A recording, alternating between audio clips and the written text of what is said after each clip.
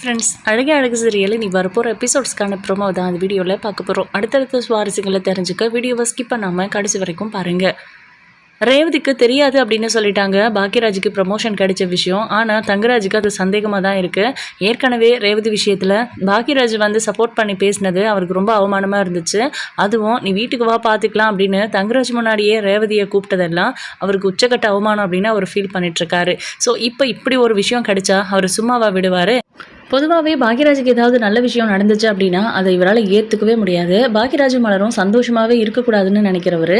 அந்த வீட்டில் இருக்கிறவங்க யாராவது பாக்யராஜுக்கும் மலருக்கும் கொஞ்சம் சப்போர்ட் பண்ணுற மாதிரி பேசிட்டாங்கனாவோ இல்லை அவங்களுக்கு ஆதரவாக நிற்கிறாங்க அப்படின்னு தெரிஞ்சாலும் நம்ம தங்கராஜ் அது முதல்ல கழிச்சு விட்டுட்டு தான் அடுத்த வேலையே பார்ப்பாரு. இப்போது பாக்யராஜுக்கு இந்த மாதிரி ஒரு ப்ரமோஷன் கிடச்சிருக்கிற விஷயம், அதில் கண்டிப்பாக இன்க்ரிமெண்ட் கிடச்சிருக்கும். அந்த அமௌண்ட்டுக்கு வீட்டில் கணக்கு சொல்லாமல் அந்த பணத்தை அப்படி என்ன தான் பண்ணுவாங்க அப்படிங்கிற மாதிரிலாம் இவர் யோசிச்சுட்ருக்காரு. அப்போது நம்ம மறுபடியும் சப்பாத்தி எடுத்துகிட்டு வந்து ரேவதி வைக்கிறாங்க. என்னங்க அப்படியே வச்சுட்ருக்கீங்க, சாப்பிடலையா அப்படின்னு கேட்குறாங்க. ரேவதி, எனக்கு போதும், இங்கே உட்காரு, நான் உங்ககிட்ட ஒரு விஷயம் கேட்கணும் அப்படின்றாங்க. சொல்லுங்கள் அப்படின்னு நார்மலாக பேசுகிறாங்க. இல்லை, நேற்று அவ்வளோ விஷயம் நடந்துச்சு, எதுவுமே நடக்காத மாதிரி எப்படி உன்னால் சாதாரணமாக என்கிட்ட பேச முடியுது அப்படின்னு கேட்குறாங்க. பேசலைன்னா விட்டுடுவீங்களா அப்படின்னு கேட்குறாங்க ரேவதி. அப்போ நீ என்ன சொல்ல வர, நான் உன்னை கொடுமைப்படுத்துகிறேன்னு சொல்கிறியா அப்படின்ட்டு. நான் எங்கே அப்படி சொல்ல போகிறேன், அப்படி சொன்னால் நீங்கள் விட்டுருவீங்களா அப்படின்னு கேட்குறாங்க. என்ன பதில் இது? இல்லைன்னு தானே சொல்லணும் அப்படின்றாங்க. இல்லைன்னு சொல்ல முடியும், நீங்கள் பண்ணுறத நான் ஓப்பனாக சொல்ல முடியாதுங்கிறது தான் இதுக்கு அர்த்தம். இதை கூட உங்களால் புரிஞ்சுக்க முடியாதா அப்படின்னு கேட்டுட்டு மறுபடியும் எந்திரிச்சு கிச்சனுக்கு போக பார்க்குறாங்க. ஏய் உட்காருடி, உங்ககிட்ட பேசணும்னு கேட்டல அப்படின்னு, அதை பேசிட்டீங்களே அப்படின்றாங்க. இதை பற்றி பேசணும்னு நினைக்கல, நேற்று உன் மேலே கோவத்தில் இருந்தேன். உனக்கே தெரியும், என்னை கேட்காம நீ ஏதாவது ஒரு சின்ன விஷயம் பண்ணால் கூட எனக்கு கோவம் வரும்னு. அதையும் தாண்டி நீ உன்னோட அண்ணி பிறந்த நாளுக்கு போயிருக்கேன் அப்படின்னா நான் கோவப்படுவேன்னு உனக்கு தெரியும் தானே அப்படின்னு கேட்குறாங்க. கோவப்படுவீங்கன்னு தெரியும், ஆனால் வீட்டை விட்டு வெளியே போன சொல்வீங்கன்னு எதிர்பார்க்கல அப்படின்றாங்க. இதுக்கு முன்னாடி நான் அந்த மாதிரி நடந்துக்கிட்டதே இல்லையா உங்ககிட்ட? நான் நிறைய முறை இந்த மாதிரி கோவப்பட்டா இப்படி தானே பண்ணுறேன் அப்படின்றாங்க. ஆனால் என் அண்ணனுக்கு தெரியாதுல்ல, என் அண்ணனுக்கு தெரிஞ்சப்போ அது எனக்கு அதிகமாக வலிச்சுதுங்க. எனக்கு வலிச்சதை விட என்னோட வலியை நினச்சி என் அண்ணன் நைட்டு ஃபுல்லாக தூங்கியிருக்காது. இன்னும் எத்தனை நாள் ஆகுமோ இதெல்லாம் என் அண்ணன் மறக்கிறதுக்கு அப்படின்னு சொல்லி அழ ஆரம்பிச்சிடுறாங்க. இங்கே பாரு, எதுக்கு இப்போ அழுகுற அப்படின்னு கேட்குறாங்க. நீங்கள் ஏதோ ஒரு விஷயத்தை பற்றி என்கிட்ட கேட்க வரீங்க, எதுக்கு சுற்றி வளைக்கிறீங்க? என்ன நைட்டு நீங்கள் பண்ணது எனக்கு புத்தி வரணுங்கிறதுக்காக தான், மற்றபடி என் மேலே உங்களுக்கு கோவம்லாம் கிடையாது. என்னை வெளியே விடணும் இல்லை வீட்டை விட்டு துரத்திடணும் அப்படிங்கிற இன்டென்ஷன்லாம் கிடையாது. அதுதானே சொல்ல வரீங்க அப்படின்னு கேட்குறாங்க. இதுதான் நான் எல்லா முறையும் சொல்கிறேன்ல, அதை நீ புரிஞ்சுக்கிட்டா போதும் அப்படின்னு. சரிங்க, நான் புரிஞ்சுக்கிட்டேன், நான் போய் சப்பாத்தி எடுத்துகிட்டு வரேன் அப்படின்னு போகிறாங்க. என்ன நீ போகிறதுலே இருக்க, அதான் இதுவே போதும்னு சொல்கிறேன்ல, பிள்ளைங்க சாப்பிட்டாங்களா அப்படின்னு கேட்குறாங்க. அதுக்கு தான் ஏற்கனவே பதில் சொல்லிட்டேனேங்க அப்படின்றாங்க. நான் ஒன்று உங்ககிட்ட தெரியாமல் தான் கேட்குறேன், ஏதாவது ஒரு கேள்வி கேட்டால் டைரெக்டாக பதில் சொல்ல மாட்டியா? திருப்பி ஒரு கேள்வி கேட்குறதோ இல்லை அதுக்கு மாற்றா ஒரு பதில் சொல்கிறதோ தான் செய்வியா நீ? உனக்கு பசிக்குதா அப்படின்னு கேட்டா பசிக்குது இல்லை அப்படின்னு பதில் சொல்லணும். எனக்கு சாப்பிட பிடிக்கல அப்படின்னு சொன்னால் அதுக்கு என்னடி அர்த்தம் அப்படின்னு கேட்குறாங்க.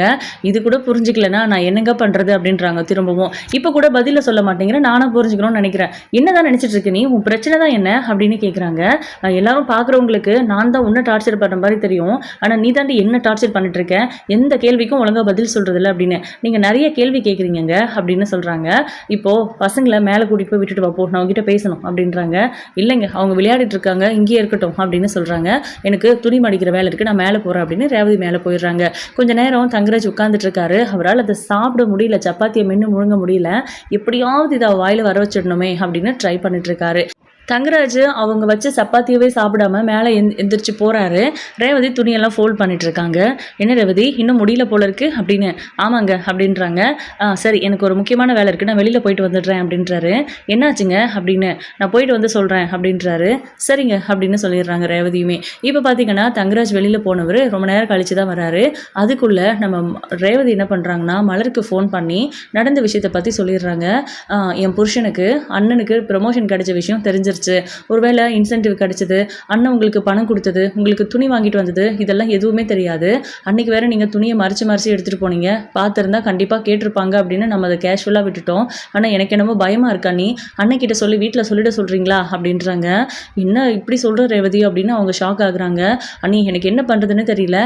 இவர் வந்து வீட்டில் எல்லாருக்கிட்டையும் சொல்லி அவர் அண்ணனை அசிங்கப்படுத்துறதுக்கு முன்னாடி அண்ணனே சொல்லிட்டா நல்லாயிருக்கும், பேசாமல் அண்ணன்கிட்ட சொல்லி அப்பா அம்மா கிட்ட மட்டுமாவது இல்லை சுரேஷ் கிட்டையாவது இந்த விஷயத்த சொல்லிட்டு சொல்லுங்க அப்படின்றாங்க. இப்போ சொன்னாலுமே அது தப்பாக தானே போகும், அவருக்கு தெரிஞ்சிருச்சுங்கிறதுனால தானே சொல்கிறாங்கன்னு நினைப்பாங்க அப்படின்றாங்க. அதெல்லாம் ஒன்றும் நினைக்க மாட்டாங்க, நம்ம தான் ஏதாவது பண்ணி சமாளிக்கணும், இந்த விஷயத்தில் மட்டும் அவர்கிட்ட நம்ம மாட்டவே கூடாது அண்ணி அப்படின்றாங்க. சரி சரி நான் உன் அண்ணன்கிட்ட பேசுகிறேன் அப்படின்னு சொல்லி மலர் ஃபோனை வைக்கிறாங்க. இப்போது மறுபடியும் அந்த துணி மடிக்கிற வேலையவே பார்த்துட்டு இருக்க தங்கராஜ் வராரு. என்னடி நான் போய் 1 மணி நேரத்துக்கிட்ட ஆகும், இப்போ வரைக்கும் துணி மடிச்சிட்டு இருக்கிற அப்படின்னு. இது ஏற்கனவே எடுத்துகிட்டு வந்தது ஃபோல்ட் பண்ணி வச்சுட்டேங்க, மறுபடியும் எடுத்துகிட்டு வந்தேன் மேலே போய் அப்படின்றாங்க. ஏன் நீ நைட்டில் துணியெல்லாம் எடுத்துகிட்டு வர அப்படின்னு. பகலில் நேரம் போத மாட்டேங்குதுங்க அப்படின்னு. ஆனால் உன் அண்ணி பிறந்தநாளை கொண்டாடுறதுக்கு மட்டும் நேரம் இருக்குல்ல உனக்கு அப்படின்னு கேட்குறாங்க. உடனே ரேவதி அமைதியாகிடுறாங்க. சரியான கில்லாடிடி நீ, நான் ஏதாவது கேட்டேன்னா எதுக்கு பதில் சொல்லணும், எதுக்கு எப்படி சொல்லணும், எதுக்கு திருப்பி கேள்வி கேட்கணுங்கிறதெல்லாம் நல்லா தெரிஞ்சு வச்சுருக்க, என்கிட்ட நீ சிக்கிறதே இல்லைல்ல அப்படின்ட்டு. இப்போ என்னங்க உங்களுக்கு பிரச்சனை அப்படின்னு கேட்குறாங்க. ஒன்றும் இல்லை, போ குளிச்சுட்டு தலைவாரிட்டு புடவை கட்டிட்டு வா அப்படின்றாங்க. எதுக்கு அப்படின்னு கேட்குறாங்க. சொன்னதை செய்றியா அப்படின்ட்டு. எங்கேயாவது வெளியில் போகிறோமா அப்படின்னு கேட்குறாங்க. ஆமாடி போக போகிறோம் போ அப்படின்னு சொல்கிறாங்க. அதுக்கப்புறம் அவங்க பாட்டுக்கு போயிட்டு குளிச்சுட்டு தலைவாரி அழகாக நீட்டாக புடவை கட்டிட்டு வந்து நிற்கிறாங்க. திரும்ப அப்படின்னு சொல்கிறாங்க நம்ம தங்கராஜ்.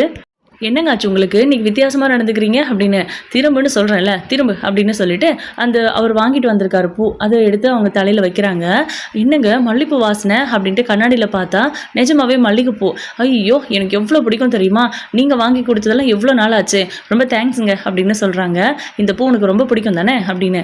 ஆமாங்க உங்களுக்கு தான் தெரியுமே அப்படின்னு கேட்குறாங்க. உனக்கு பிடிச்ச விஷயத்த பார்த்து பார்த்து பண்ணணும்னு தான் நினைக்கிற ரேவதி, ஏதாவது ஒரு வகையில் டென்ஷன் ஆகிடுறேன், முக்கியமாக உன் அண்ணன் விஷயத்தில். நீ என்கிட்ட மாட்டுறது, நான் உன் மேலே கோவப்படுறதுன்னு எல்லாமே நீ உன் அண்ணனுக்கும் உன் அண்ணிக்கும் சப்போர்ட் பண்ணுறதுனால தான். அவங்களுக்கு மட்டும் நீ சப்போர்ட் பண்ணாமல் முழுக்க என் பக்கம் நின்னன்னு வச்சுக்கோயேன், நான் உன்னை அப்படி பார்த்துக்குவேன் அப்படின்னு சொல்கிறாங்க. இல்லை நானும் உங்ககிட்ட கேட்கணும்னு நினச்சேன், அப்படி என்னங்க அண்ணன் மேலேயும் அண்ணி மேலேயும் உங்களுக்கு அவ்வளோ கோவம், அவங்க பாவங்க, ஏற்கனவே உங்களால் தான் அண்ணியை அடிமை மாதிரி நடத்துகிறாங்க அந்த வீட்டில் அப்படின்னு. என்ன அடிமை மாதிரி நடத்துகிறாங்க, ஏன் நீ இங்கே எல்லாருக்கும் வேலை செய்யலையா அப்படின்னு. இங்கே நீங்கள் மட்டும்தான் இருக்கீங்க, நீங்கள் அத்தை பிள்ளைங்க. ஆனால் அந்த வீட்டில் அப்படியா, சுரேஷ் இருக்கான், சுரேஷ்க்கு ஒய்ஃப் வந்தாச்சு, எத்தனை பேர் இருக்காங்க அந்த வீட்டில், அத்தனை பேருக்கும் ஒருத்தங்களுக்கு ஒரு மெனு சொல்லுவாங்க, எல்லாத்தையும் அண்ணி சமைக்கணும், அத்தனை பாத்திரத்தை வாஷ் பண்ணணும், கிச்சனை க்ளீன் பண்ணணும், வீடு துடைக்கணும், வீடு கூட்டணும், துணியெல்லாம் துவைச்சி காய போட்டு எடுத்துகிட்டு வந்து மடித்து வச்சு, அப்பா எவ்வளோ வேலை தெரியுமா. அதெல்லாம் உங்களால் சொல்லி, அதாவது லிஸ்ட்டு போட்டு ஒரு நாளைக்கு சொல்ல முடியாது, அவ்வளோ வேலை செய்கிறாங்க. இதில் அம்மாலாம் டெய்லி 3 வாட்டி 4 வாட்டி பகல்லையே டீ குடிப்பாங்க, தூங்குறதுக்கு முன்னாடி கேட்பாங்க. அப்பாலாம் 2 முறை 3 முறை ஜீரக தண்ணி குடிப்பார். எவ்வளோ வேலை, சின்ன விஷயம்னா கூட அண்ணியை தான் கூப்பிட்டு வேலை வாங்குறாங்க, அவங்க எந்த வேலையும் செய்கிறதில்ல அப்படின்னு. உண்மையிலே நல்ல மருமக தானே அப்படி இருந்தா அப்படின்னு சொல்லி கேட்குறாங்க. ஆனாலும் நீங்கள் அவங்கள திட்டுறீங்களே, நீங்கள் உங்களுக்கு அண்ணியையும் அண்ணனையும் பிடிக்காது அப்படிங்கிறதுக்காக தான் அம்மாவும் அப்பாவும் அண்ணிக்கிட்ட கோச்சிக்கிறாங்க, அவங்கக்கிட்ட எப்போவுமே நல்ல விதமாக நடந்துக்க மாட்டேங்கிறாங்க அப்படின்னு சொல்கிறாங்க. சரி உன் அண்ணனுக்கும் அண்ணிக்கும் நான் ஏன் சப்போர்ட் பண்ணணும், அவங்க தான் என் தங்கச்சி சாகிறதுக்கு காரணமானவங்க அப்படின்னு கேட்குறாங்க. அப்படியெல்லாம் எதுவும் இல்லைங்க, நீங்கள் எல்லாத்தையும் மேட்ச் பண்ணிக்கிட்டீங்க, இது ஏதோ நடந்துருச்சு, நடந்ததை விட்டுடலாமே, நம்ம எல்லாரும் ஒன்றா இருக்கலாம்ல. நான் இதை பல முறை உங்ககிட்ட பேசிட்டேன், அப்போ மட்டும் ஆமாம் ஓகே அப்படின்னு சொல்கிறீங்க, ஆனால் அதுக்கப்புறம் அதை கண்டுக்கிறதே இல்லை, திரும்பவும் அதே சண்டை தான் அப்படின்னு. என்னமோ தெரியல, உன் அண்ணனை பார்த்தாலே எனக்கு பிடிக்க மாட்டேங்குது, ஆனால் இதுக்கு மேலே நான் கொஞ்சம் கொஞ்சமாக ட்ரை பண்ணுறேன் அப்படின்றாங்க. என்ன இவர் இப்படியெல்லாம் பேசுகிறவர் இல்லையே, இத்தனை நாள் கேஷியராக இருந்தவர் இப்போது அதுதான் அந்த பேங்க்லேயே அசிஸ்டன்ட் மேனேஜராக ஆகிட்டாரு அப்படிங்கிறதுனால, ஒருவேளை அவரோட பொசிஷன் ஏறிடுச்சு, மென்மேலும் அவர் வளருவார் அப்படிங்கிறதுனால மரியாதை வந்திருக்குமோ அப்படிங்கிற மாதிரி ரேவதி யோசிக்கிறாங்க. ஒவ்வொரு முறையும் நம்ம இப்படி தான் யோசித்து ஏமாறுறோம், ஆனால் இவரோன்னா அவ்வளோ நல்லவர் கிடையாது அப்படின்னு உள்ளுக்குள்ளே யோசிச்சுட்டு இருக்காங்க. அப்புறம் ரேவதி வா நம்ம 2 பேரும் செல்ஃபி எடுத்துக்கலாம் அப்படின்னு ஃபோனை காமிக்கிறாங்க. எதுக்குங்க இந்த நேரத்தில் செல்ஃபி அப்படின்னு. காரணமாக தான் வா அப்படின்னு சொல்லி 2 பேருமே செல்ஃபி எடுக்கிறாங்க. ஒரு 4-5 ஃபோட்டோ எடுக்கிறாங்க, எல்லாமே ரொம்ப க்ளோஸாக அழகாக இருக்குது பார்க்குறதுக்கு. இதை உங்கள் அண்ணன் பார்த்தா சந்தோஷப்படுவானா அப்படின்னு கேட்குறாங்க. ரொம்ப சந்தோஷப்படும் அப்படின்ட்டும் இந்த ஃபோட்டோவை நான் எங்கள் அண்ணனுக்கு அனுப்புகிறேன் அப்படின்றாங்க. உங்கள் அண்ணனுக்கு அனுப்புனா அவனுக்காகவே நம்ம 2 ஃபோட்டோ எடுத்து அனுப்புன மாதிரி நினச்சிப்பான் அப்படின்றாங்க. நினச்சா நினைக்கட்டும், சந்தோஷப்படும்ல அப்படின்னு. இல்லை அதை விட இன்னும் சந்தோஷப்படுற மாதிரி ஒரு விஷயம் இருக்குது, இது நான் ஸ்டேட்டஸ் போடுறேன், நீயும் ஸ்டேட்டஸ் போடு, அப்போ தான் நம்ம 2 பேரும் சமாதானம் ஆகிட்டோம், நமக்குள்ளே எந்த பிரச்சனையும் இல்லைன்னு உங்கள் அண்ணன் நம்புவான், அப்போ தான் சந்தோஷமாக இருப்பான் அப்படின்னு சொல்கிறாங்க. நிஜமாவே எங்கள் சந்தோஷமா இருக்கணுங்கிறதுக்காகவா இந்த விஷயத்தை பண்றீங்க அப்படின்னு கேட்குறாங்க. ஆமாம் இப்போது நம்ம 2 பேரும் டின்னர் போகலாம் அப்படின்றாங்க. நிஜமாவா அப்படின்னு ஆசையாக ரேவதி கேட்க, ஆமாம் ரேவதி வெளியில் போயிட்டு வரலாம் அப்படின்னு சொல்லி பசங்களை தூங்க வச்சுட்டு எனக்கு கூப்பிடு, நான் கீழே இருக்கேன் அப்படின்றாங்க. அதுக்கப்புறம் வேகமாக பிள்ளைங்களை கூப்பிட்டு போய் தூங்க வச்சுட்டு கீழே வந்து கிச்சனில் ஏதோ வேலை பார்த்துட்டு இருக்க ரேவதி அப்படின்னு கத்துறாரு. சொல்லுங்க அப்படின்னு ஓடி போய் பக்கத்தில் நிற்கிறாங்க. நான் உன்னை எவ்வளோ சீக்கிரம் ரெடியாக முடியுமோ அவ்வளோ சீக்கிரம் ரெடியாகி வான்னு சொன்னால் நீ என்ன கிச்சனில் வேலை பார்த்துட்டு இருக்க அப்படின்னு. நாளைக்கு ஸ்கூல் இருக்குங்க பிள்ளைங்களுக்கு, அதுக்குள்ளே நான் பாத்திரம் அப்புறம் இது எல்லாத்தையும் ரெடி பண்ணி வைக்கணும்ல, அதனால தான் கிச்சனில் வேலை பார்த்துட்டு இருந்தேன்னு. உனக்கு என் கூட டின்னர் வர விருப்பம் இருக்கா இல்லையா அப்படின்னு. இருக்குதுங்க அப்படின்றாங்க. போகலைன்னா கூட பரவாயில்ல தான் அப்படின்றாங்க ரேவதி. அப்போது உன் அண்ணன் கூப்பிட்டுருந்தா நீ போயிருப்ப அப்படி தானே அப்படின்னு கேட்குறாரு. ஐயோ ப்ளீஸுங்க, தயவு செஞ்சு அப்படி பேசாதீங்க, நான் வரேன், நம்ம போயிட்டு வரலாம் அப்படின்ட்டு. உன் அண்ணனை பற்றி பேசி தான் உங்ககிட்ட எல்லா வேலையும் வாங்கணும் போல இருக்குது அப்படின்றாங்க. அதாவது ரேவதி வாயில் வர வைக்கணும் உண்மைங்கிறதுக்காக தான் தங்கராஜ் இவ்வளோ எஃபோர்ட் போடுறாரு. இப்போது நம்ம பாக்கியராஜ் கிட்ட இருந்து ரேவதிக்கு ஃபோன் கால் வருது. அட்டன் பண்ணிவிட்டு சொல்லுண்ணே அப்படின்றாங்க. ஆசையாக பேசுகிறாங்க. அதுவும் நம்ம ரேவதி. என்ன ரேவதி, ஃபோட்டோ ஸ்டேட்டஸ்லாம் வச்சுருக்கிறீங்க, மாப்பிள்ளை உங்ககிட்ட நல்லா பேசுகிறாரா, சமாதானம் ஆயிட்டிங்களா அப்படின்னு. ஆமாண்ணே, நான் தான் சொன்னேன்ல, நான் தான் அவர்கிட்ட கோச்சிக்கிட்டு வெளியே வந்து உட்காந்துட்டேன், மற்றபடி அவர் அந்த மாதிரி மனுஷன்லாம் இல்லை, நீ நினைக்கிற மாதிரிலாம் நான் இங்கே ரொம்ப கஷ்டப்படலைண்ணே, நான் நல்லா தான் இருக்கேன் அப்படின்னு சொல்கிறாங்க. என்னை நம்ப வைக்கிறதுக்காக ஒன்றும் நீ இந்த மாதிரி ஃபோட்டோ அனுப்பலையே அப்படின்னு கேட்குறாங்க. ஆனால் அது இப்போ எடுத்த ஃபோட்டோன்னு, நான் ஏன் உன்னை நம்ப வைக்கிறோங்கிறதுக்காக இந்த மாதிரிலாம் பண்ண போகிறேன், சரி நான் தான் பண்ணுறேன், அவர் உனக்காக இந்த மாதிரிலாம் பண்ணுவாரா, யோசிச்சு பாருண்ணே அப்படின்னு சொல்கிறாங்க. சரி சரி ரேவதி, நீ நல்லா இருந்தால் போதும் அப்படின்னு சொல்லிட்டு நான் வச்சிடுறேன் அப்படின்றாங்க. அண்ணா எங்கே இருக்க அப்படின்னு. வீட்டில் தான் இருக்கேன் அப்படின்னு சொல்கிறாங்க. நம்ம எல்லாரும் வெளியில் போவோமா, நானும் அவரும் வெளியில் போகிறோம் அப்படின்றாங்க. கூப்பிடாமே இருந்திருக்கலாம் அப்படின்னு ரேவதி யோசிக்கிற அளவுக்கு தங்கராஜ் பண்ணிடுவாருன்னு நல்லாவே தெரியும் நம்ம பாக்கியராஜுக்கு.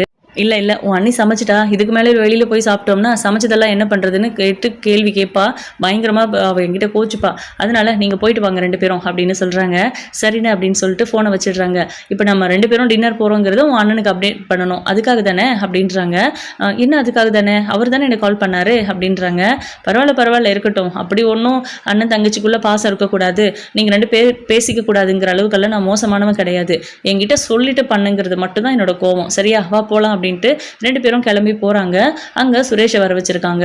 இந்த விஷயமே நம்ம ரேவதிக்கு தெரியாது. இப்போ 3 பேரும் உட்காந்து சாப்பிட்டுட்டு இருக்காங்க.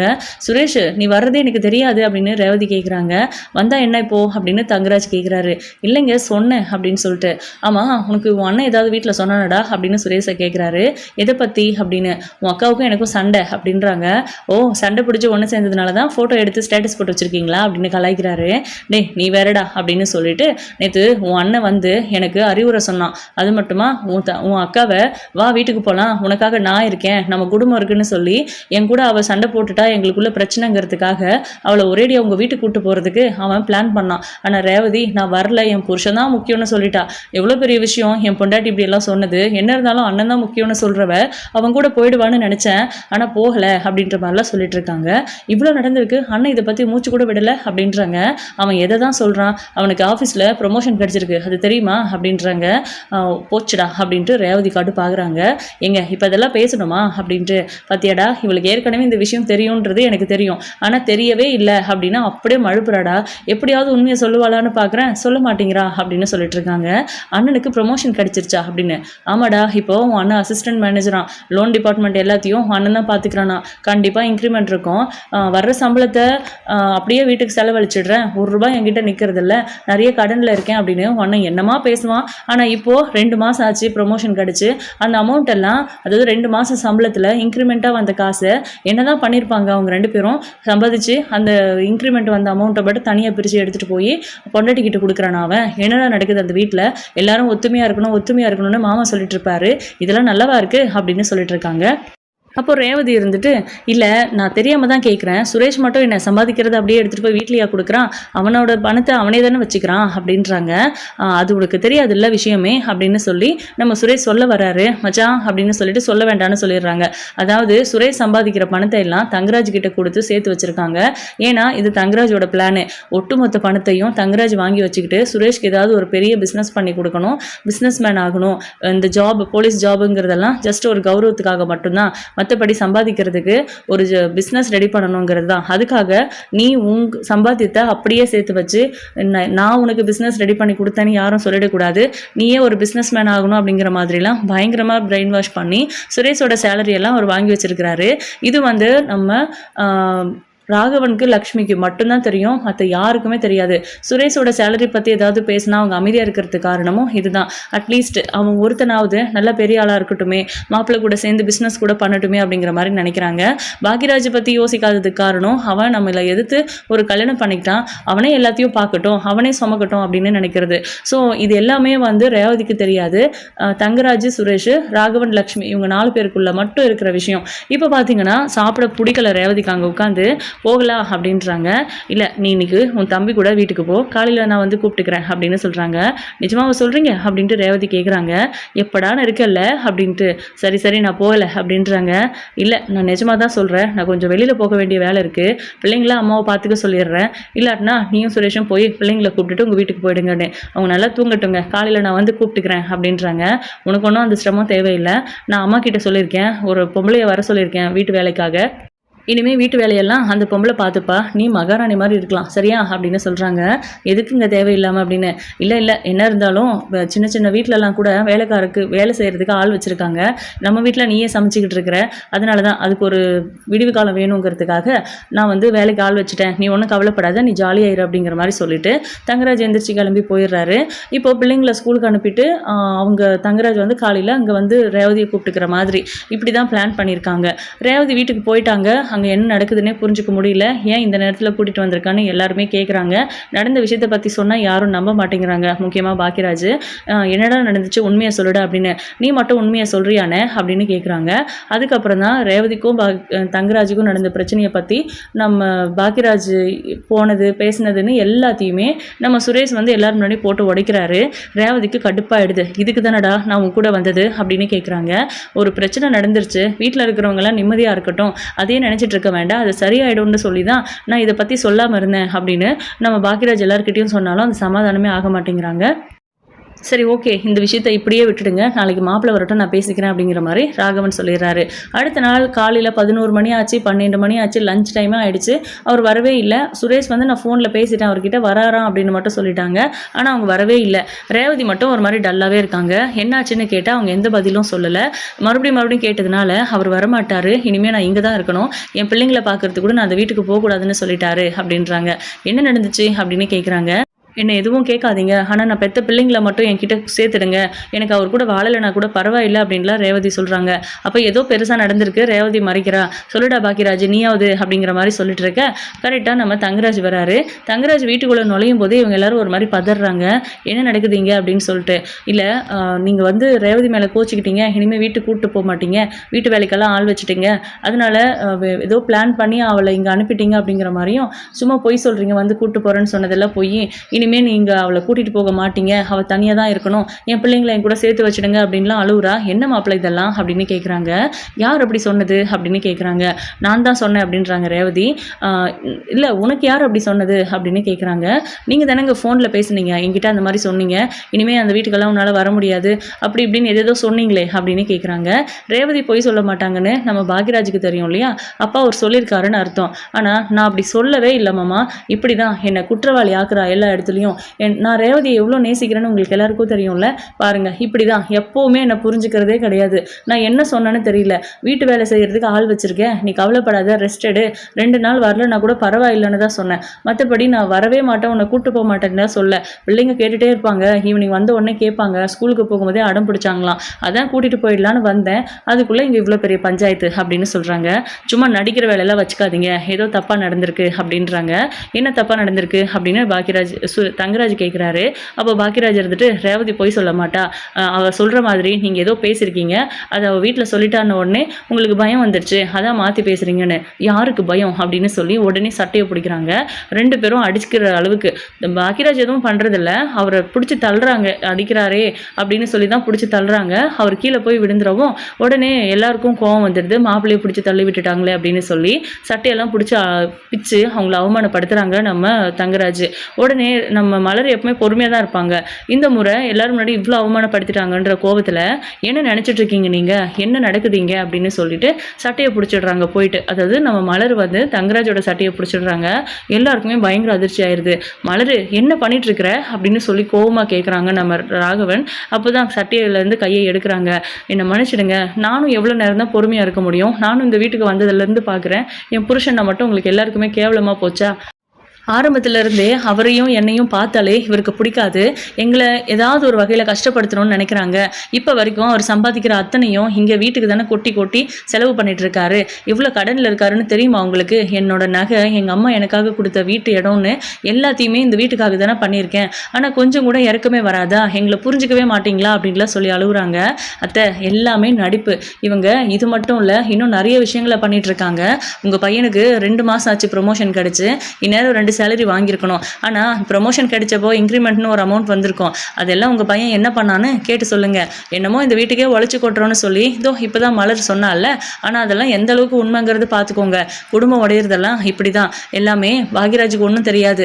மலர் சொல்லி தான் இதெல்லாம் நடக்குதுன்னு நினைக்கிறேன். இதுக்கு மேலேயும் உங்கள் 2 பேரும் இந்த வீட்டில் இருக்கணுமா வேணாவான்னு நீங்கள் முடிவு பண்ணிக்கோங்க.